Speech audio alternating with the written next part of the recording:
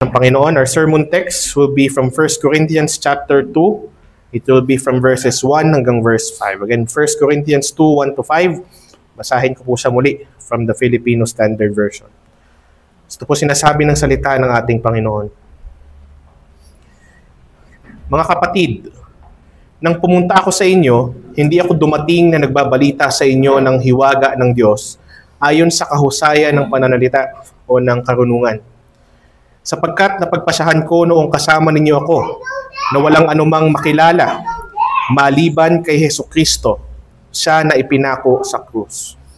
Ako ngayon nakasama ninyo ng may kahinaan, may takot at matinding panginginig. Ang aking pananalita at ang aking pangangaral ay hindi sa pamamagitan ng mga mapanghikayat na salita ng karunungan, kundi sa pagpapakita ng kapangyarihan ng Espiritu, upang ang inyong pananampalataya ay hindi mapasalig sa karunungan ng mga tao, kundi sa kapangyarihan ng Diyos. Ito po ang salita ng ating Panginoon. Nawa ang bawat isa sa atin ay pupagpala ng mga talata na ito. So tayo munang manalangin po. Tayo hingi sa ating Panginoon ng paggabay niya as we journey through the text. So let's pray. Amin pong dakila at mabuting Diyos, kami po'y muling nagpapasalamat for confronting us once again by feeding us ng iyong salita sa mga oras na ito.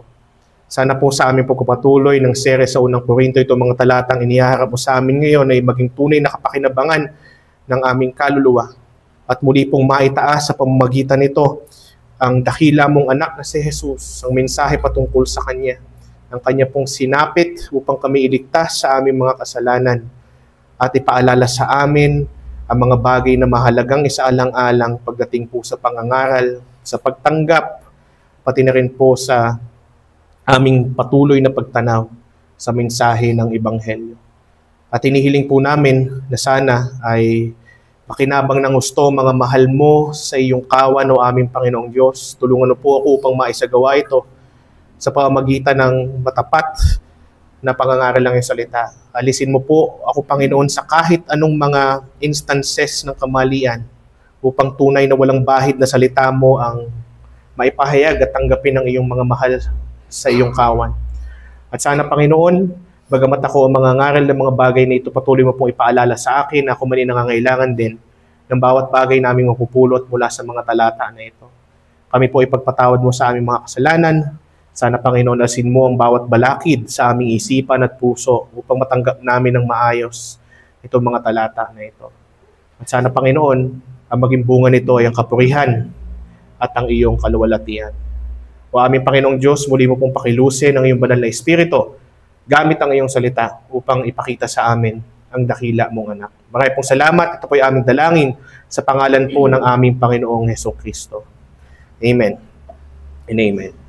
Tayo ay nagsimula na ng pagtalakay patungkol sa mga direktang pagsaway ni Apostol Pablo sa mga taga-Korinto, addressing first the sin of dividing sa iglesia. Nakita natin noong mga nakaraan na sinabi mismo ni Apostol Pablo na ang tangi lamang na remedyo patungkol sa pag-address sa tukso at sa kasalanan ng pagkakabahabahagi ay ang Ebanghelyo ng ating Panginoong Hesukristo na nagpapaalala sa atin that every member of Christ's church are all purchased by the Lord Jesus Christ on the cross. So therefore, dapat natin na alalahanin sapagkat sa tuwing may mga panahon ng mga tukso ng pagkakabahabahagi, ano pa man ang dahilan niyan, ay tingnan nating paulit-ulit yung cost na ibinigay ng ating Panginoong Diyos to secure the membership of each people that is within the church. Bakit sila nandun? Sino naglagay sa kanila doon? What does it cost God para tayo ay maibilang sa iglesia na yon? At hindi tayo dinala ng ating Panginoong Hesukristo through His cross sa kanyang katawan, sa kanyang iglesia, upang tayo ay magbahabahagi lamang.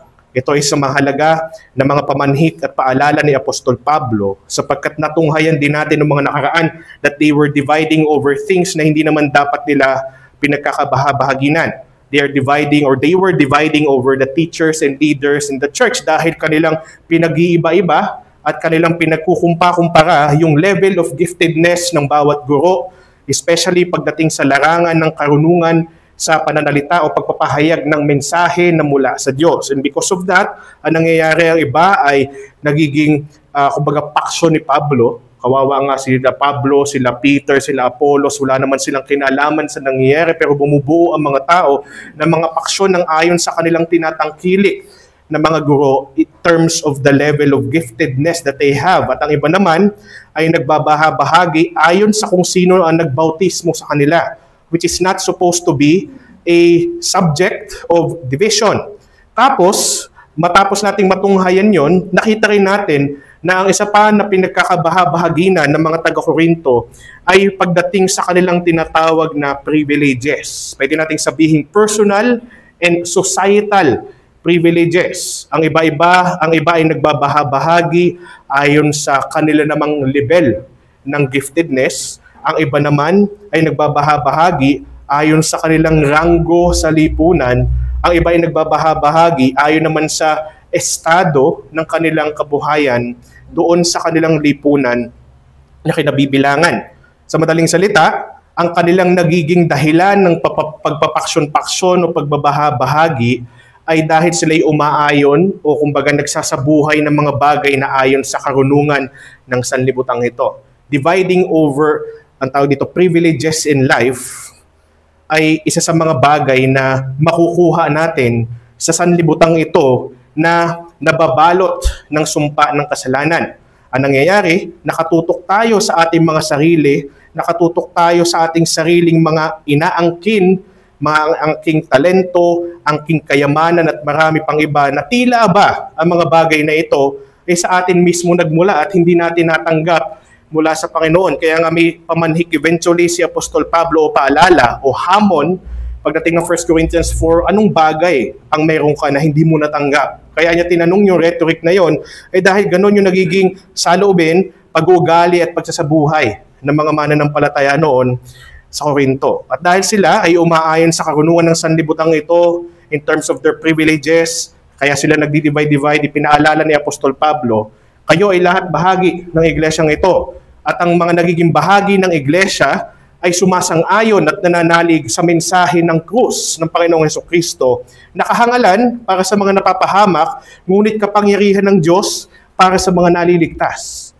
At hindi iyon magiging ganoon o hindi magiging ganoon ang pananaw ng isang tao pagdating sa mensahe ng krus ng ating Panginoong Hesukristo, maliban na lamang na ilang beses ito binanggit ni Pablo sa nakaraan nating talata o mga talata, maliban na lamang na sila ay tinawag na mapagbiyaya ng ating Panginoong Diyos. They were called effectually ng ating Panginoon. Sa madaling salita, hindi ito dahil mas matalino si ganito kaysa sa ganito, mas privileged si ganito kaysa kay ganito, pero ito ay dahil sa sila ay tinawag na mapagbiyaya ng ating Panginoong Diyos. Kaya nga, ang nakaraan nating mensahe ay ang pananalig sa Ebanghelyo di ayon sa kung anong meron sa tao, kundi ayon sa mapagbiyayang pagtawag ng Diyos sa isang tao. It is all about God's effectual calling.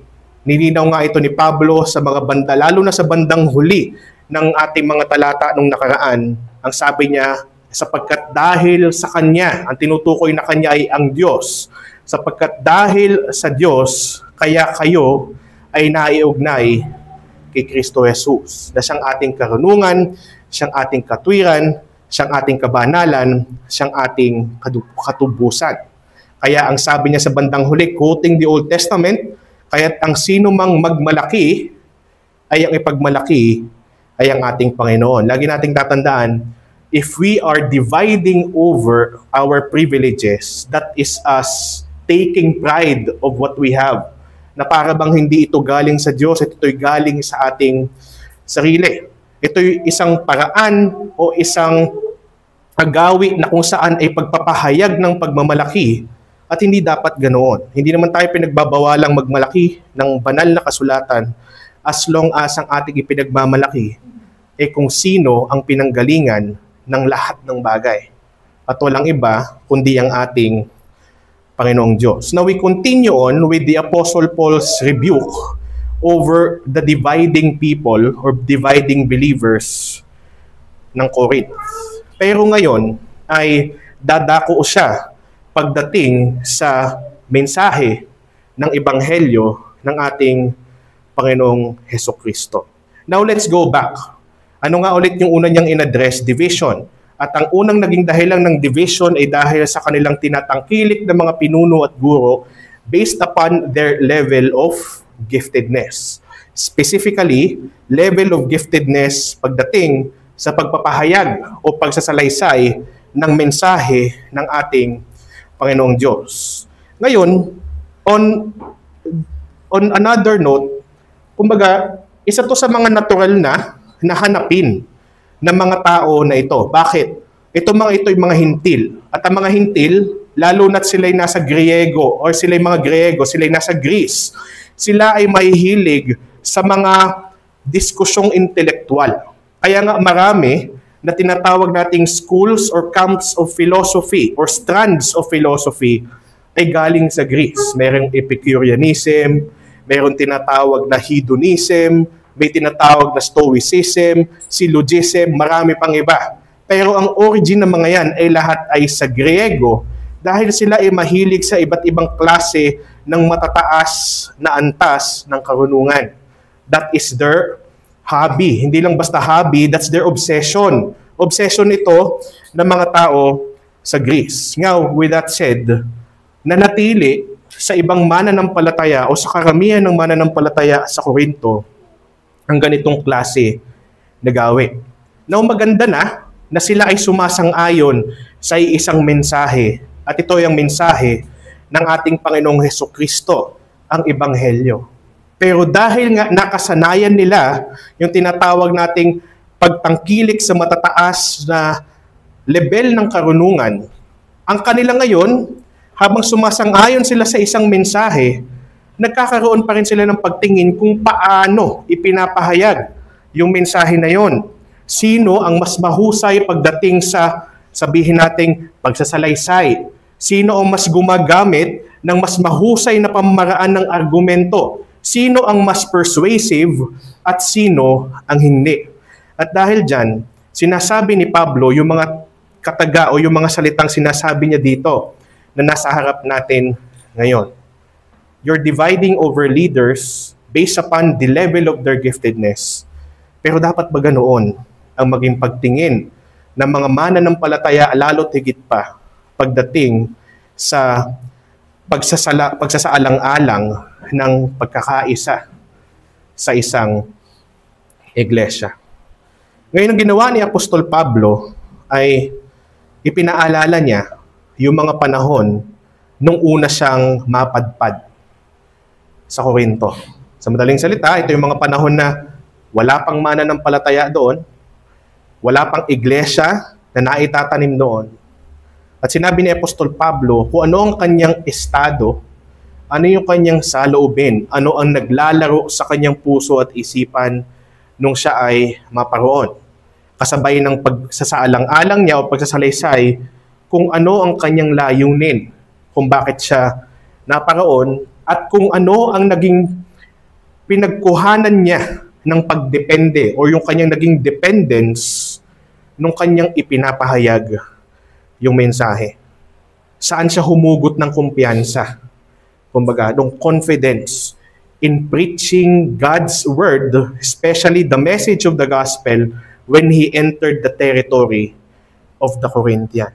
Kasi si Apostol Pablo, as we shall see later on, ay kaya napapunta sa Corinto ay dahil ito sa pag-uutos sa kanya ng ating Panginoong Hesukristo that he should go there. And then when he went there, that he should stay there. And he stayed there for 1.5 years. 1 taon at 6 na buwan. Sa kabila, nung makikita natin dito, na sinabi niya sa verse 3, na siya ay may saloobin ng panghihina. Siya ay natatakot na may matinding panginginig. So sa madaling salita, he was terrified when he was there. At mamaya ipapakita natin kung what it means for the Apostle Paul to be terrified nung nandoon siya sa Corinth noon. At nag-uumpisa palang magpahayag ng Ebanghelyo hanggang sa biyaya ng Diyos ay minaitanim nga na iglesia doon sa teritoryo ng mga Korinto. Pinaalala ni Apostol Pablo ang bagay na pinakadapat angkla una sa lahat ng mga tao na sumasampalataya.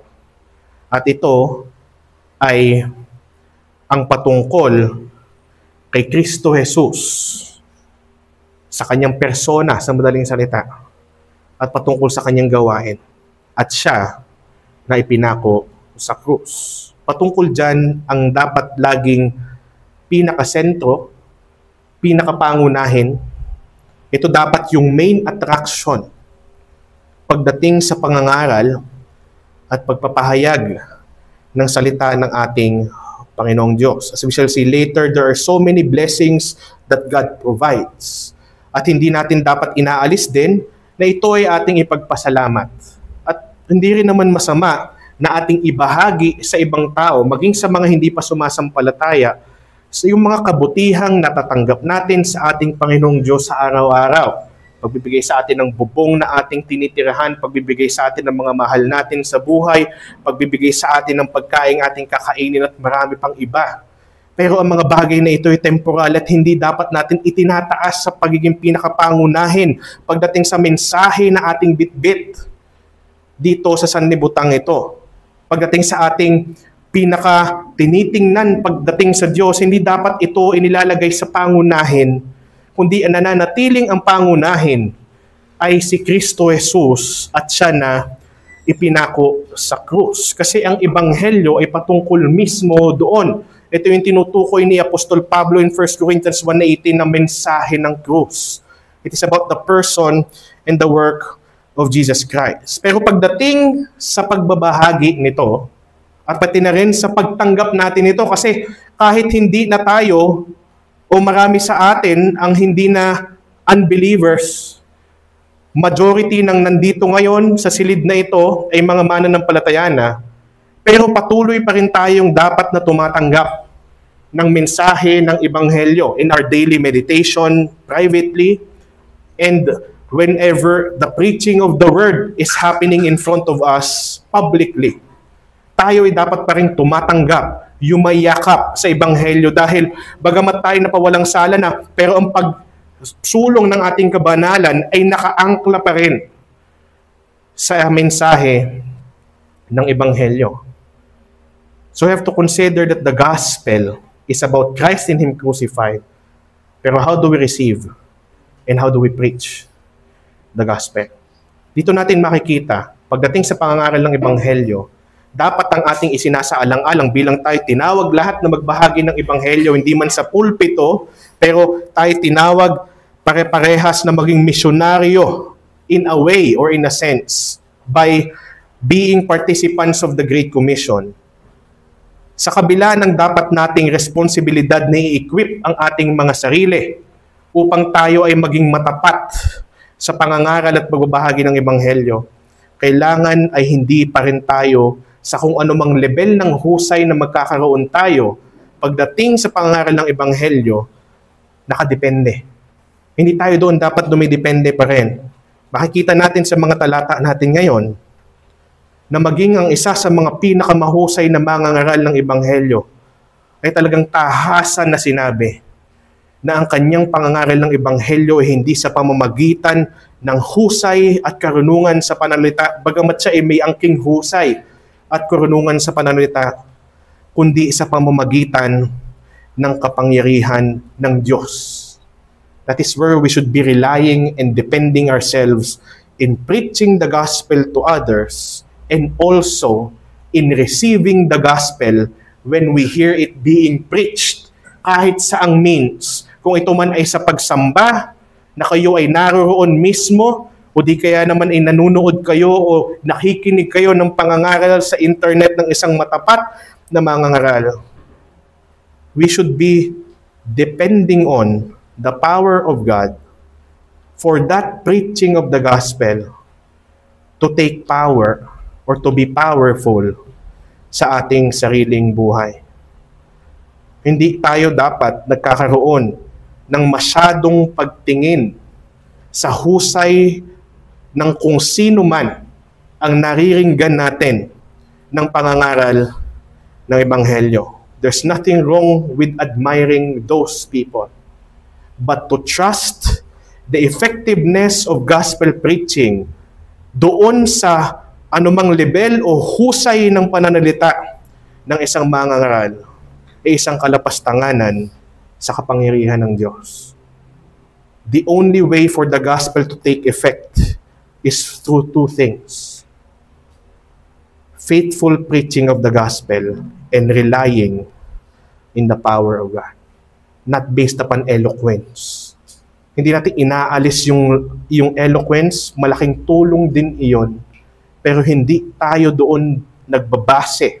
Hindi tayo doon nagdedepende kung paano ang ebanghelyo ay magiging epektibo sa buhay ng mga hindi sumasampalataya at maging sa buhay natin na mga sumasampalataya na. Kaya nga mula sa ating teksto, ito po ang ating mensahe. Ang pangangaral ng ebanghelyo'y patungkol sa krus ni Hesukristo at ginagawa ng nakasalalay, hindi sa husay ng tao. Nais kong ulitin, ang pangangaral ng ebanghelyo'y patungkol sa krus ni Hesukristo at ginagawa ng nakasalalay, hindi sa husay ng tao. At upang maunawaan natin yung mga bagay na ibinabahagi sa atin ng mga talatang ito yung dalawang prinsipyo na ating titingnan. Una, ang pangangaral na sumasalaysay sa kaligtasan ng Diyos, preaching that relays the salvation of God. Ang pangangaral na sumasalaysay sa kaligtasan ng Diyos, at ang ikalawa, ang pangangaral na sumasalalay sa kapangyarihan ng Diyos, preaching that relies in the power of God. Ang pangangaral na sumasalalay sa kapangyarihan ng Diyos. Talakayin natin yung una, ang pangangaral na sumasalaysay sa kaligtasan ng Diyos. That's the very first consideration when it comes to preaching and receiving the Word of God. Sinabi ni Apostol Pablo, looking back dun sa kanyang first na pagtapak sa teritoryo ng mga taga-Korinto, sabi niya, nung pumunta ako sa inyo, mga kapatid, hindi ako dumating na nagbabalita sa inyo ng hiwaga ng Diyos. Ngayon tingnan muna natin yung hiwaga ng Diyos na tinutukoy ni Apostol Pablo.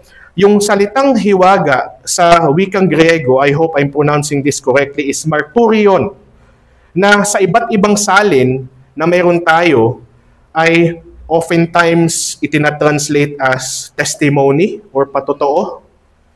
Kumbaga pwede natin sabihin sa inyo, hindi ako dumating na nagbabalita sa inyo ng patotoo ng Diyos or testimony of God. Okay din lang na salin niyon. Pero, yung salitang marturion ay isinasalin din sa ibang translation as pagliligtas ng Diyos. Hindi ako dumating na nagbabalita sa inyo ng pagliligtas ng Diyos. That could also be. Kasi pag tinawag nating hiwaga ng Diyos, sa English is mystery of God. Ito ay ibig sabihin isang hiwaga o misteryo na noon ay hindi pa ganoon kalinaw, pero nung panahon ni Pablo at nung panahon ng bagong tipan ay inilantad na ng ating Panginoong Diyos sa pamamagitan ng mga apostol. At nauna, sa pamamagitan ni Kristo Jesus.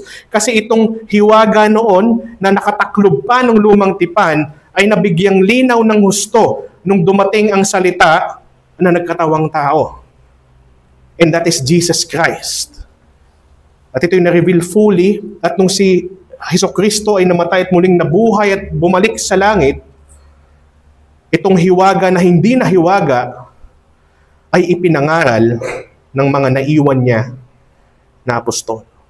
Nang may higit na kalinawan galing sa lumang tipan na ipinaliwanag ng mga apostol na ito ayon sa katuparan nito kay Kristo Jesus.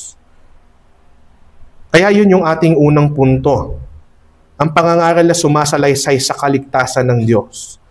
Dahil noong pumunta si Pablo at unang tumapak ang kanyang mga paa sa lupain ng mga taga-Korinto, ito ang kanyang unang ibinalita. Ito ang kanyang dinala sa kanila. Ito ang kanyang pinakamensahe. Ito ang mensahe na nagligtas sa mga naroroon. Ito rin ang mensahe na nagtanim ng iglesia doon. At ito rin ang mensahe na muling ipinapaalala ni Pablo upang ang kanilang kahangalan ng pagbabahabahagi ay maiwasan at matigil na. Dinala niya doon ang mensaheng ipinagkatiwala din sa kanya ng Panginoong Hesukristo.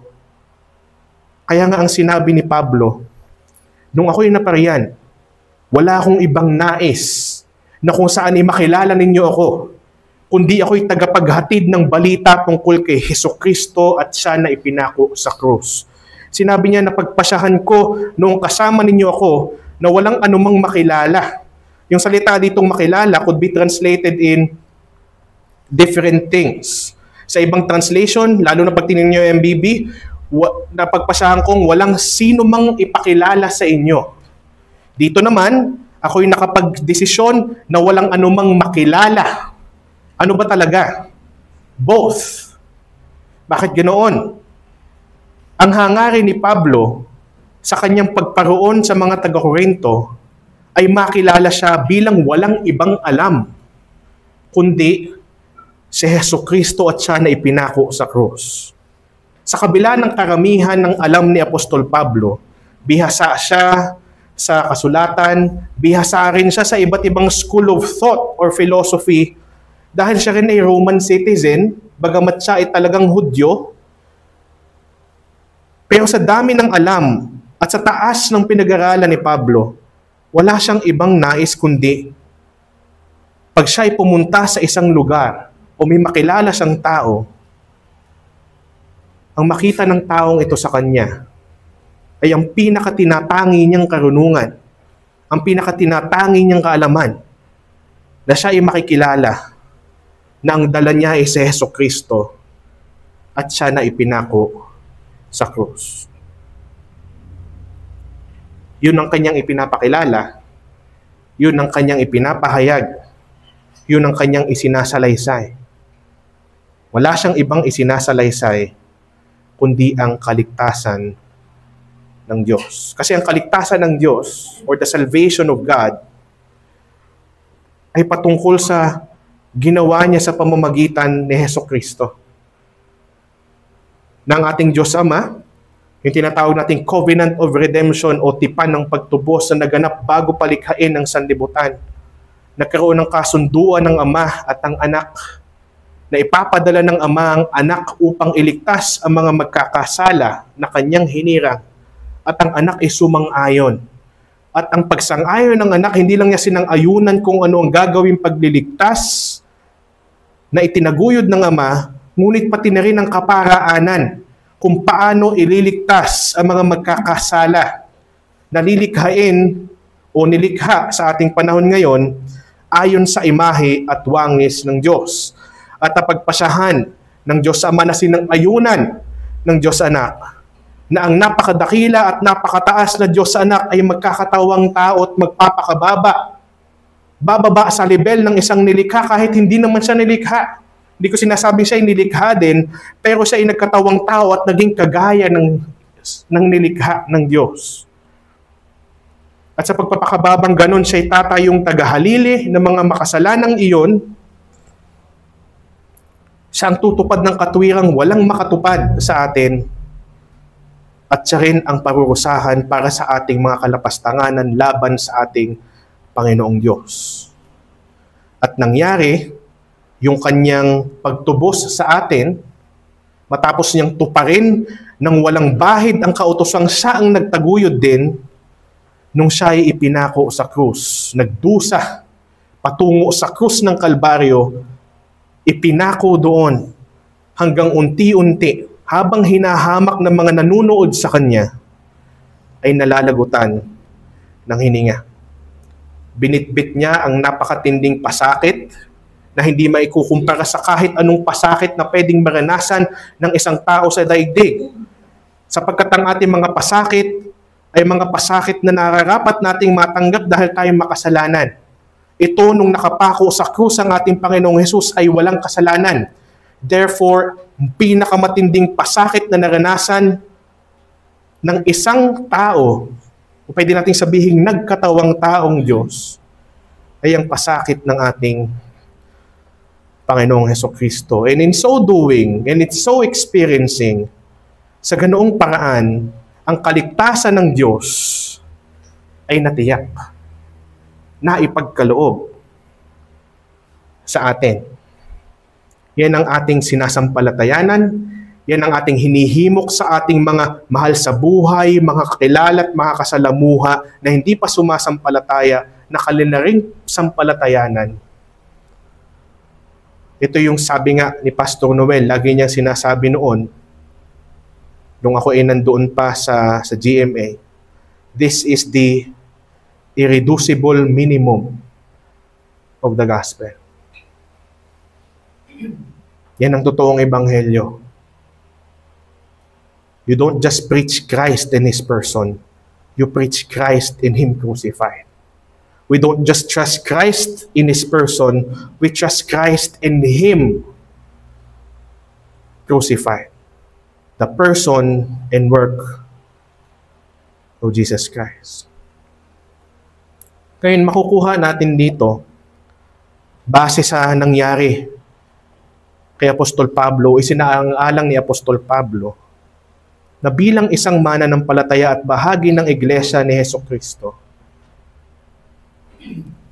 how should we be known?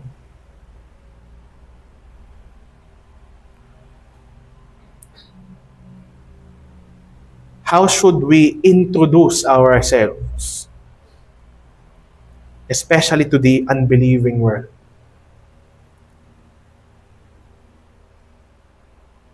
Ano ang ating mensaheng bitbit sa kanila?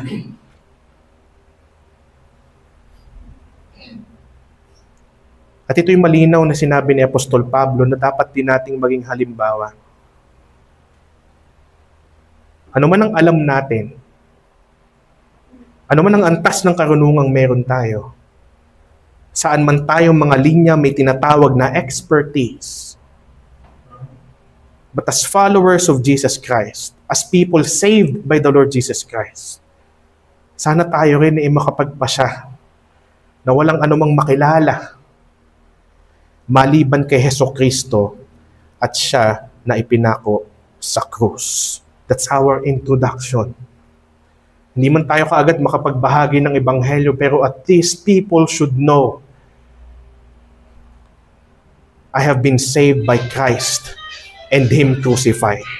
Niligtas ako ni Hesukristo at siya na ipinako sa krus. At dahil dito sa napakahalagang bagay na ito, This lecture was taught by Pastor hindi naman natin isinasangtabi ang iba pang mga bagay na ating alam. We Pero dapat warmly ito invite yung you to join us pinakasentro at yung every Sunday. pinakapangunahin. Our preaching and worship At ito rin service ang starts ating at 9 a.m. mensaheng Come and hear God's ipinapaabot word faithfully proclaimed. sa nawawala pa God be the glory. na sanlibutan. Bagamat ito'y kahangalan para sa nakararami, ngunit para sa mga hinirang ng Diyos na makakarinig ng mensaheng ito, ito'y kapangyarihan ng ating Panginoon. The gospel is the power of God unto salvation to him who believes, to the Jew first and then to the Gentiles. Wala namang iba. Wala namang iba. At pagdating sa ating ebanghelyo na ipinapahayag, dapat hindi rin tayo ma-misinterpret ng mga tao na bagamat tayo ay humahawak na sa ebanghelyo, na parang ang bitbit nating mensahe ay ibang klaseng ebanghelyo. Yun yung binabanggit ko kanina na bagamat hindi masama na ipagpasalamat, yung mga bagay na pagpapala rin naman talaga ng Diyos sa atin, yung mga bagay na meron tayo, talento, pero yung mga temporal na bagay na iyon, pero hindi yun ang ating itinataas sa pinakataas. Nakakalungkot dahil may mga Kristiyano na kung saan bagamat tinatanganan nila ang ebanghelyo, pero ang nagiging tingin sa kanila ng ibang tao, lalo na ng mga hindi mananampalataya, ay tila ba ibang klaseng Kristo at ibang klaseng ebanghelyo ang bitbit nila. Walang masama na magbahagi ng ating patotoo. Pero sabi nga nila R.C. Sproul, even our testimony is not the gospel. Pero kung ano ang nagresulta sa ating testimony, yun, o kung anong pinagmulan ng ating testimony, that is the gospel and that is what we ought to proclaim. That is what we ought to be known for. Kung mayroon man tayong dapat maging pinakaunang bukang bibig, lalo na sa harapan ng hindi mananampalataya, lalo na sa pagpapasalamat sa Diyos, ay ito, si Hesukristo at siya na ipinako sa krus. kahit gaano pa kadami ang ating matanggap na mga pisikal na pagpapala sa daigdig na ito, ang pinakapangunahin nating pasasalamat at bukang bibig, lalo na sa harapan ng mga hindi mananampalataya, ay si Hesukristo pa rin.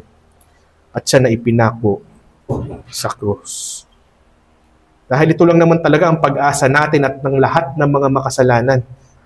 Wala namang ibang tunay na pangangailangan ng bawat tao na pare-parehas hindi nakaabot sa pamantayan at kalawalatian ng Diyos, kundi ang ebanghelyo ng ating Panginoong Hesukristo.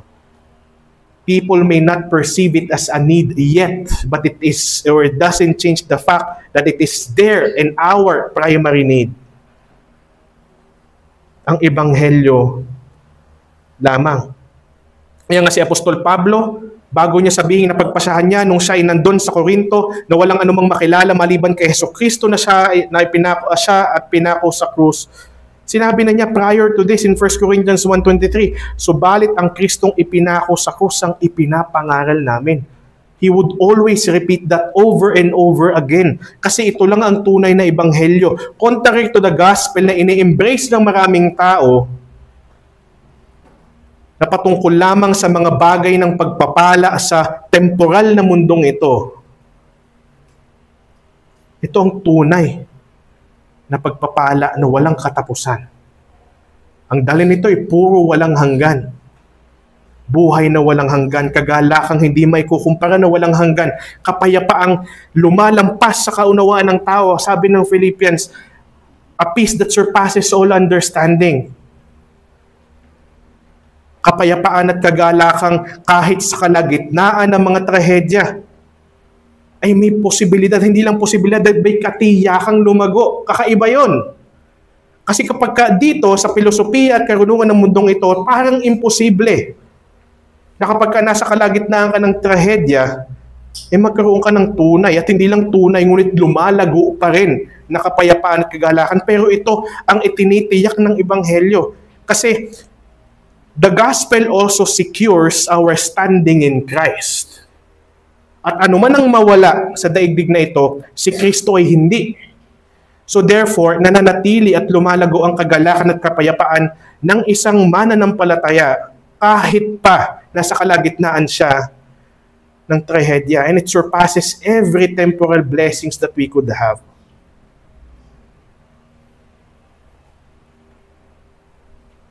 Yan ang tunay na ebanghelyo. Usapang kayamanan din lang naman, hindi ebanghelyong maituturing na kapag ka ikaw ay na kay Hesukristo, hindi ka magkakasakit, ikaw ay laging malusog, ikaw ay yayaman o aasenso. Si Apostle Paul na lang na Exhibit A. Hindi ko sinasabing hindi nagpapaunlad ng temporal na buhay ng isang mananampalatayang Diyos, pero hindi ito ang kanyang tiniyak para sa lahat ng mananampalataya.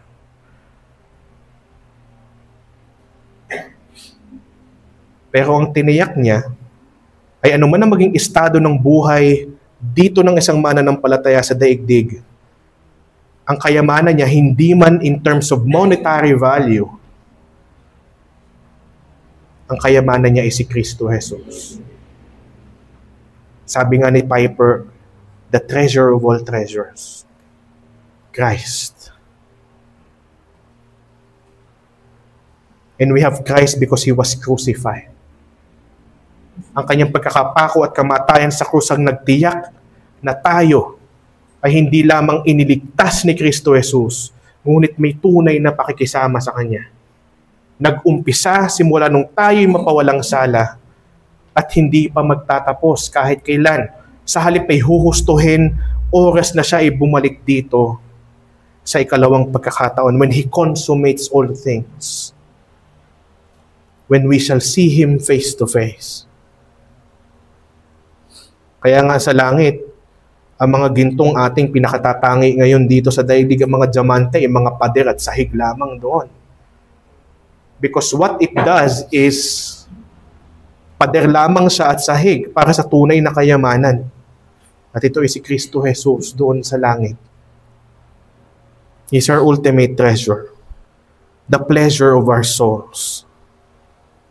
Kaya tayo ay mag-ingat sa ating mga pinakikinggan din. Mag-ingat tayo sa ating pagpapahayag, pero mag-ingat din tayo sa ating mga pinakikinggan. Kung ang pinapangaral ba ng mangangaral na ito ay isang tunay na ebanghelyo. Dahil wala namang ibang tunay na ebanghelyo. Walang tunay na pangangaral na kapaki-pakinabang nang wala si Kristo at siya na ipinako sa krus. Sabi nga ni Apostol Pablo in Galatians 1:7-9, ang totoo ay wala namang ibang ebanghelyo. Subalit sinasabi ko ito sapagkat may mga nanggugulo sa inyo at nagsisikap na baluktutin ang ebanghelyo ni Kristo. Subalit sino man ang mangaral ng ebanghelyong naiiba kaysa ipinangaral na namin sa inyo, kami man ito o isang anghel mula sa langit, dapat siyang sumpain ng Diyos. Sinasabi namin ito noon at ngayon uulitin ko pa. Sino man ang mangaral sa inyo ng kakaibang ebanghelyo kaysa tinanggap na ninyo ay dapat sumpahin ng Diyos. Kita niyo kung gaano kabigat ang sasapitin ng isang tao na nagpapahayag ng ibang ebanghelyo. Ebanghelyong hindi patungkol kay Hesukristo at siya na ipinako sa krus at muling nabuhay. Kaya tayo man ay dapat maging maingat sa ating mga pinakikinggan. I'm not sure who are the preachers that you're listening to. Pagka kayo na lamang at kayo ay nagbabrowse online. But listen if their preaching is filled with Christ and filled with pronouncement or reminders of His cross. If it's centered on Christ and not on the preacher. At kung itong nangangaral na ito, you could honestly say, o sino man ang nangangaral, ay napagpasahan ng taong ito na walang anumang makilala maliban kay Hesukristo at siya na ipinako sa krus. Yan ang pangangaral na totoo. Ang pangangaral na sumasalaysay sa kaligtasan ng Diyos. Dumako tayo sa ikalawa. Naroon na tayo na dapat sa pangangaral na tunay na kapaki-pakinabang, na dapat nagkakaroon o naghumahantong sa pagkakaisa ng iglesia kasi ito ang, kagaya na nabanggit ko kanina, the only means for the church who is tempted to divide to keep on uniting and to progress in their unity. Ito lang makapagdadala sa nawawala upang siya ay makatamo ng kaligtasan at pakikisama sa Diyos, pakikipagkasundo sa Diyos. Ito rin ang tanging paraan upang lumago ang mananampalataya na sa pagiging kawangis ng ating Panginoong Hesukristo. Ito lang ang natatanging mensahe. Kaya dapat ang pangangaral ay sumasalaysay sa kaligtasan ng Diyos. Pero, ang pangangaral din dapat ay dapat sumasalalay sa kapangyarihan ng Diyos. The preaching should be relying in the power of God. Ang pangangaral na sumasalalay sa kapangyarihan ng Diyos. Despite, di ba alam natin kanina, maraming alam si Pablo, pero nais niyang makilala siya na walang anumang kilala, kumbaga, maliban kay Hesukristo na siya at siya na ipinako sa krus. Pero on the other hand, si Apostol Pablo ay bagamat meron siyang mga sinasabi sa ilang bahagi ng kasulatan na siya ay medyo may problema sa eloquence ng speaking, but pag tinignan natin yung mga sulat niya, we will have an idea of how excellent the Apostle Paul's eloquence was. Mahusay din talaga si Apostol Pablo. Pag binasa natin yung mga sulat niya, makikita natin na hindi lamang siya basta nakasulat na lamang, pero systematic, purposeful. Kapag siya ay naglahad at nagsulat ng mga talata, lalo na't alam niya at nais niya na sa bawat niyang isinulat na sulat noon ay makinabang ng gusto ang mga makakabasa. Pero sa kabila ng husay na angkin ni Apostol Pablo, malinaw niya agad na sinabi, bago niya sinabi na, hiwaga ng Diyos, pagliligtas ng Diyos, ang aking binalita sa inyo, yan ang ipinakilala ko sa inyo, sa dami kong alam, gusto ko ay walang anumang makilala maliban kay Hesukristo at siya na ipinako sa krus. Pero sinabi niya, pumunta ako sa inyo, hindi ako dumating na nagbabalita sa inyo ng hiwaga ng Diyos ayon sa kahusayan ng pananalita o ng karunungan. Hindi ibig sabihin nito na nung nangaral si Apostol Pablo, basta na siya nangaral, bahala na kung ano nang masabi ko. Basta nandun si Kristo at siya na ipinako sa krus. Pag tinignan natin yung mga systems ni Apostol Pablo, kapag siya nagsusulat, the Apostle Paul is systematic, the Apostle Paul is also persuasive. The Apostle Paul can refute arguments. Pero sabi ni Apostle Paul, hindi ako dumidepende sa kahusayan ng pananalita na meron siya noon o ng karunungan na meron siya.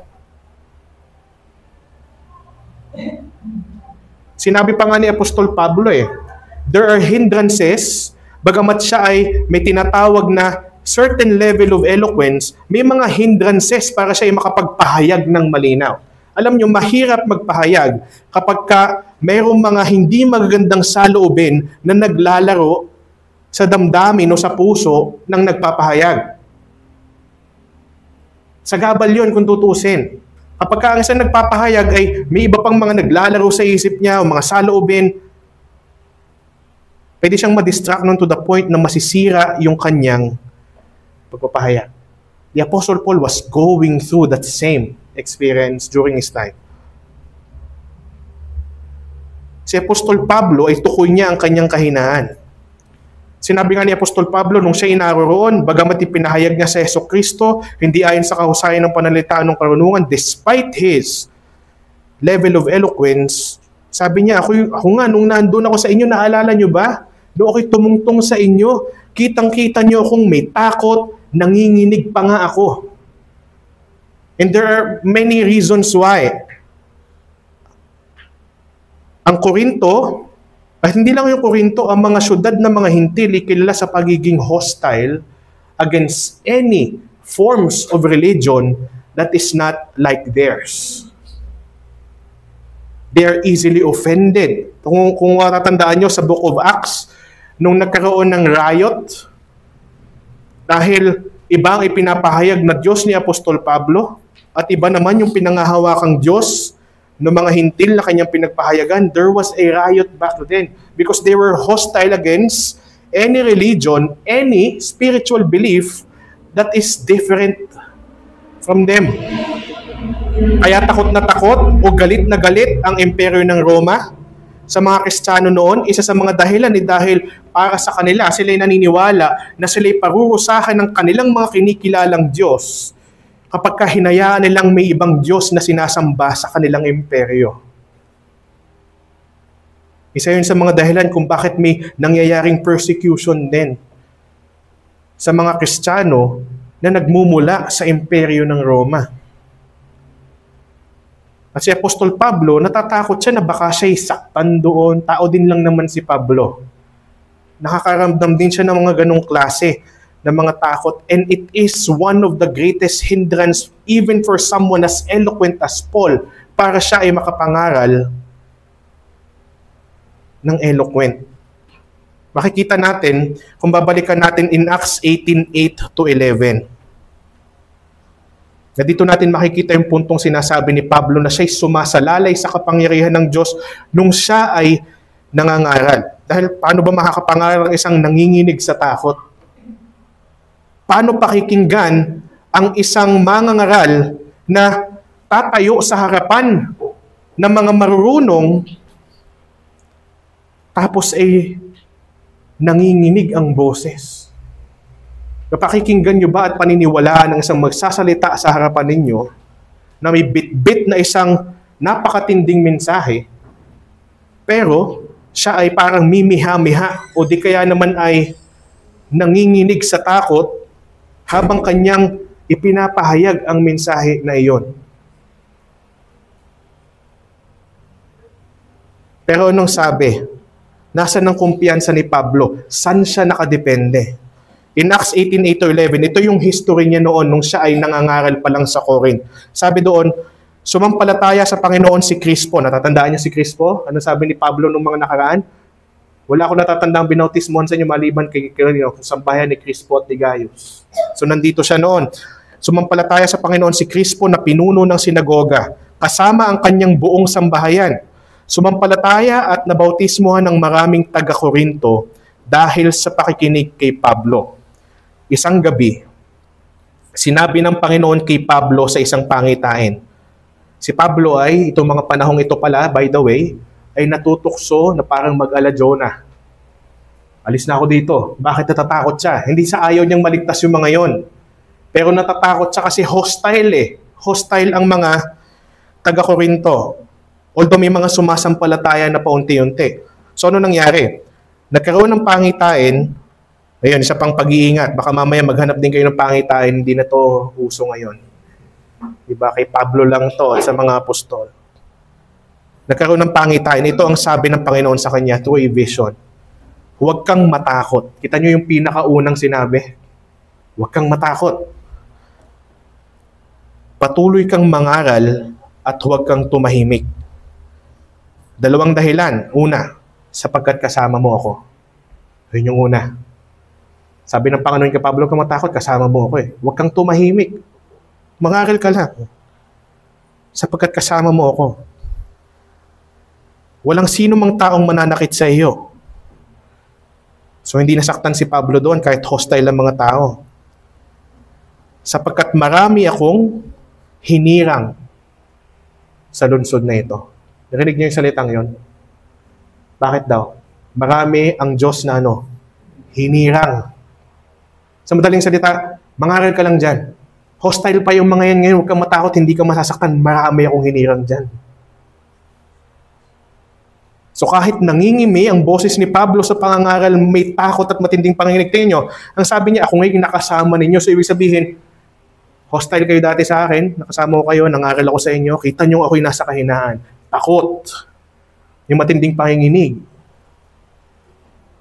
Ang aking pananalita at ang aking pangangaral hindi sa pamamagitan ng mga panghikayat na salita ng karunungan, kundi sa pagpapakita ng kapangyarihan ng Espiritu.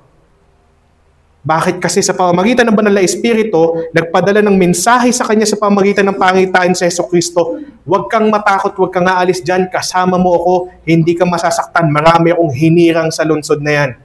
Sa madaling salita, totoo ang sinasabi ni Pablo. Hindi ayon sa kanyang husay sa pananalita kung bakit ang mga taga-Korinto ay sumampalataya. Pero dahil sa kapangyarihan ng Espiritu. Ito yung tinatawag nating regeneration. At sinasabi ni Pablo, bakit ko'y pinapaalala itong mga bagay na ito sa inyo? Kasi nagbabaha-bahagi kayo.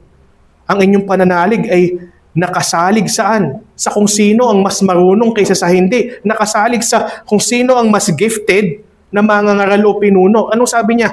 Upang ang inyong pananampalataya ay hindi mapasalig sa karunungan ng mga tao, kundi saan? Sa kapangyarihan ng Diyos. Natatandaan nyo, sa 1 Corinthians 15, nung ipinapahayag muli ni Pablo sa mga taong ito, yung muling pagkabuhay, anong sabi niya? Whether it is me or them who preached, anong mahalaga? You believed. Kung sino man sa amin na nangaral, ako ba? O si Pedro man na nangaral, o si Apollos, ang mahalaga ay kayo sumampalataya.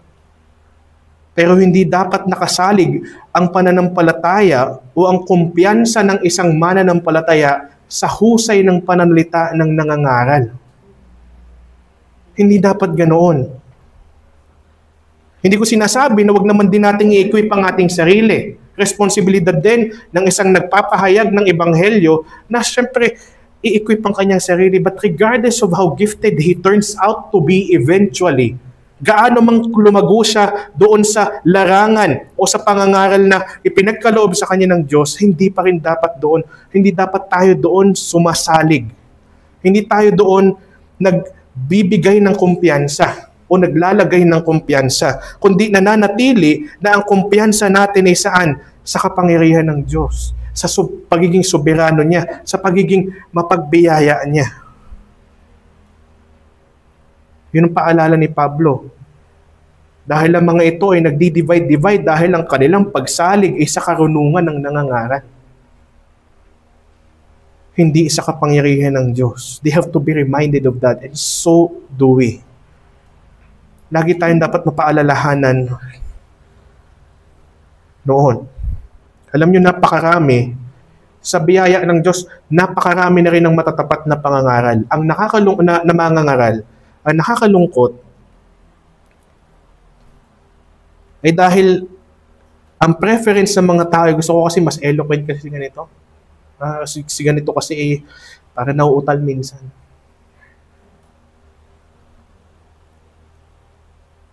Kumbaga tayo na rin na nagde-deprive minsan sa ating mga sarili of the opportunity or privilege to be blessed by God through a preacher. Sayang naman yung mga pagkakataon na gano'n. Napakadami na matatapat. Yun talaga ang parameter ng ating pakikinggan na mga ngaral. Is that preacher faithful? Regardless of level of giftedness.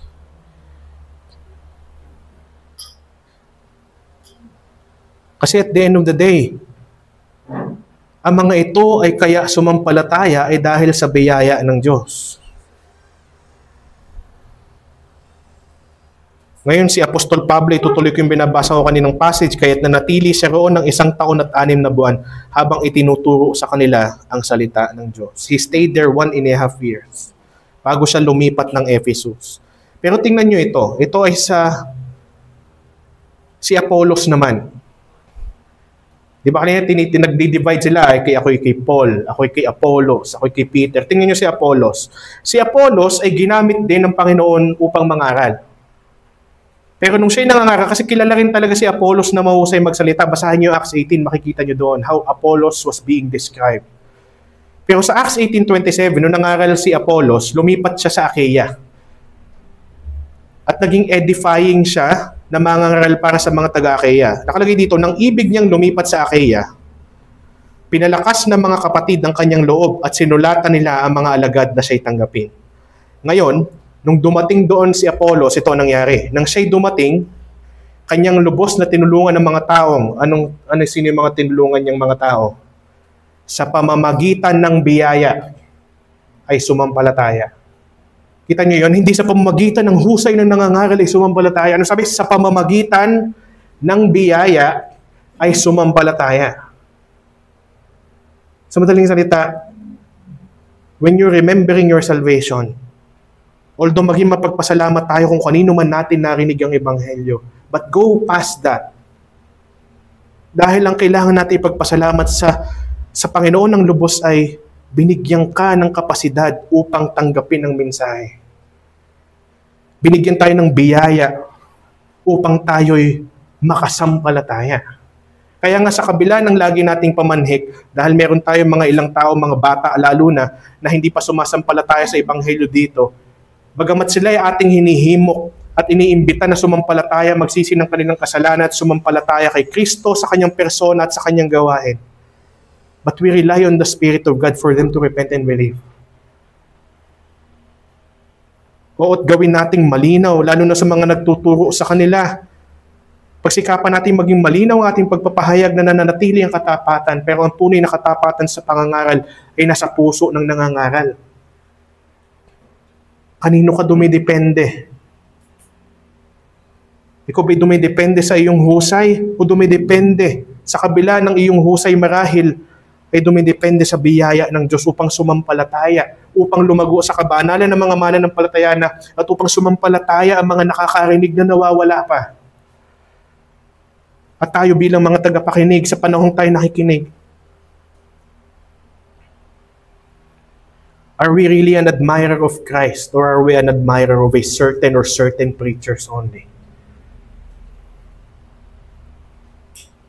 Kasi as long as the message is faithfully preached, whoever is preaching, we should appreciate the message.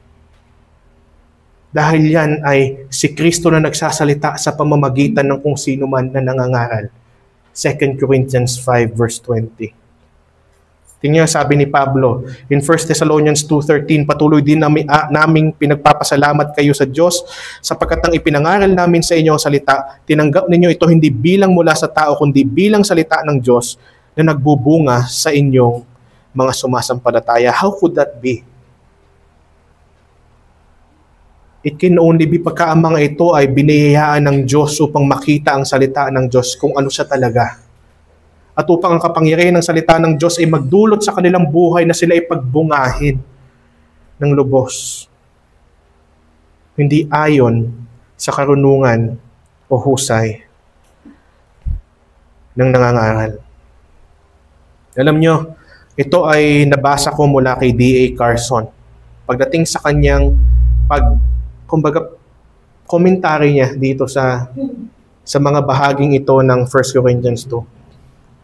Isa sa mga obserbasyon niya, ayon sa nangyayari sa mga taga-Korinto at in relation dito sa mga talatang ito, isa sa mga alalahanin ng mga mananampalataya sa Korinto ay that people would think less of them. Kaya silang masyado sa mga privileges, masyadong magkumpara kung sino mas marunong at hindi. At alam nyo, ganun pa rin ang maraming nakakalungkot ngunit mananampalataya ngayon. O tayo magiging matapat sa pagsusuri sa ating mga sarili, we hate the thought that people would think less of us. Tama ba? We still hate that thought. Pero sabi ni D.A. Carson, tingnan nyo, sabi niya, most of us go through life worrying people will think too little of us. The Apostle Paul worried that people would think too much of him. Si Apostle Paul, kung tutuusin, napakadaming pribilehiyo, napakataas ng kaalaman. Pero ang alalahanin ni Pablo, these people might think too much of me. Kasi may mga nagsasabing, kay Pablo ako. And he was being compared with his fellow gospel workers, Apollos and Peter. Kasi sinasabi ni Pablo, don't think too much of me. Kung meron man sa inyo sumampalataya dahil ako'y nangaral sa inyo, ito'y dahil sa kapangyarihan ng Diyos. Ang nais ko ay ang ipakita sa inyo ang kapangyarihan ng Espiritu at ang masalig ang inyong pananampalataya hindi sa karunungan ng tao, kundi sa kapangyarihan ng Diyos. That is why they were dividing. Ang kanilang pagsalig ay sa karunungan ng tao at hindi sa kapangyarihan ng Diyos. Hamunin natin ating mga sarili by way of a question. Saan nakasalig ang inyong pananampalataya? What drives you to repeat the gospel sa iba't ibang paraan sa inyong daily devotion, sa inyong pagnilay-nilay, to repeat the gospel over and over again?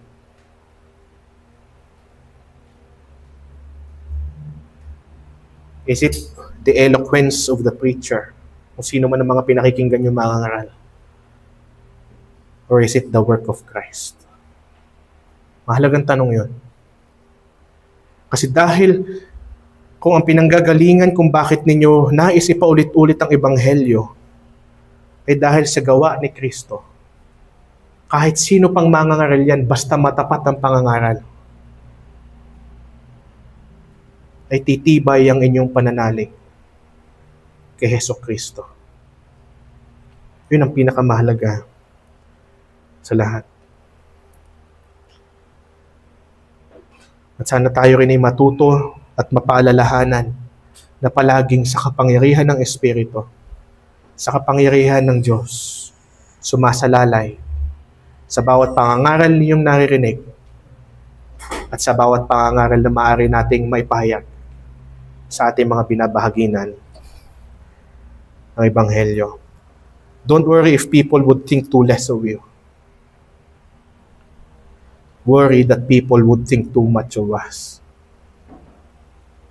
Kasi ang sabi nga ni Apostol Pablo sa ating nakaraang talataan na nais kong ulitin, if any man should boast, we boast in the Lord. At sana itong mga bagay na ito ay magdala sa atin ng biyaya at kapayapaan. So tayo po ay mananalangin at sana tayo ay makinabang o nakinabang sa ating naging mensahe.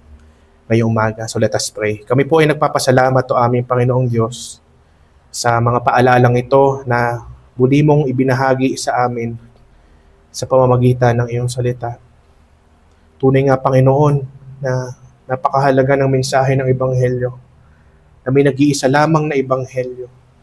At kami dapat, Panginoon, magpasya din kagaya ni Apostol Pablo, na walang makilala malibang sa Jesucristo at siya na ipinako sa krus. Sa kabila ng maaaring kung anong mga bagay na we are experts at mga alam namin at mga karunungan namin, wala kami ibang itinatanghal at itinataas na pinakapangunahin at sentro na tatangi na kaalaman o karunungan, kundi ang karunungan ito, ang mensahe ng krus ng aming Panginoong Jesucristo. Help us to be identified with Christ in Him crucified. Help us to preach faithfully Christ in Him crucified.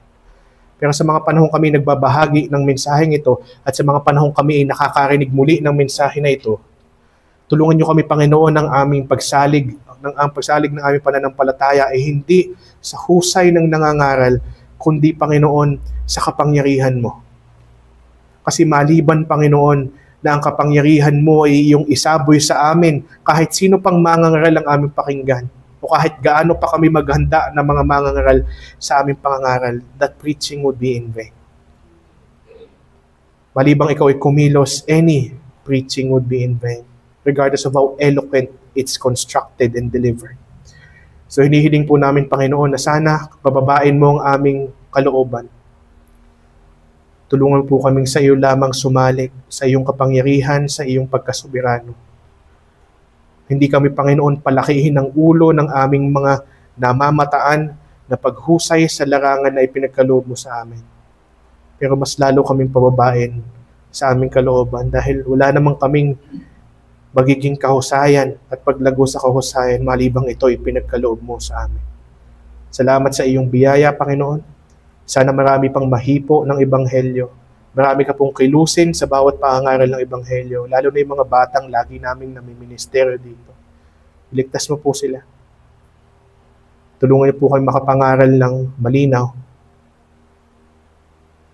Pero tulungan niyo po kami, Panginoon, na sa iyo dumepende para sa resulta. Marami pong salamat. Sa iyo po lahat ng kapurihan o aming Panginoon. Sa pangalan po ng aming Haring Pastol, ang aming pong Panginoong Jesucristo. Amen. And amen. Lahat po ay magsitayo. Tayo po ay aawit. Ang atin po. This sermon was preached by Pastor Francis Talon of New Life Reformed Baptist Church. We warmly invite you to join us every Sunday for our preaching and worship service at 9 a.m. Come and hear God's word faithfully proclaimed. To God be the glory.